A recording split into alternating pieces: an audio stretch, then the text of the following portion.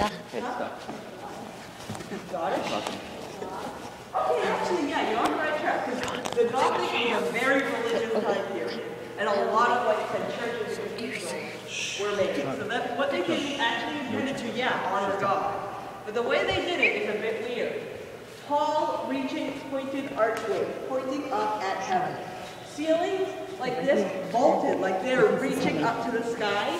And on the outside, steeples, even like what we put on churches today, a lot of churches, they pointed steeples, again, pointing up at the sky.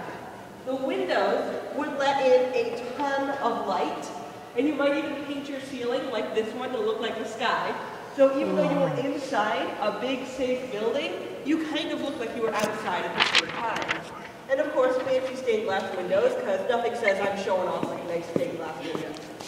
Alright, so Gothic style cathedral or castle. The Great Hall of your castle is where, sort of your living room, where you might have a feast. It's where people would gather for everyday business, for visitors and things like that, feasts and whatnot. So this is where we have our guests, our Great Hall. This painting up here shows Mr. Higgins with his favorite suit of armor. And this one over here shows our mysterious unnamed man. No one's quite sure who he is, but if anyone's got a guess, go right ahead and let us know. Alright, any questions before we start? Alright, we're going to go this way first. And start with these very strange of the age knights. So like I said, your first knights come around 600 CE or AD. The terms mean the same thing. 600, you've got these knights. How do you know a knight from a regular guy? A, he's got the money.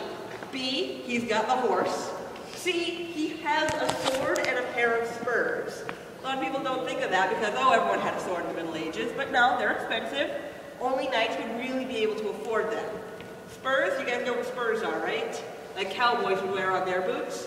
You got a pair of spurs at your knighting ceremony. Sometimes it was really special, like a gold-plated pair that you would either use or use to decorate your house every day until you died, and then you would be buried with them. So it was a very important thing. But your main weapon was your lance. Why do you think they did more fighting with the lance than with the sword?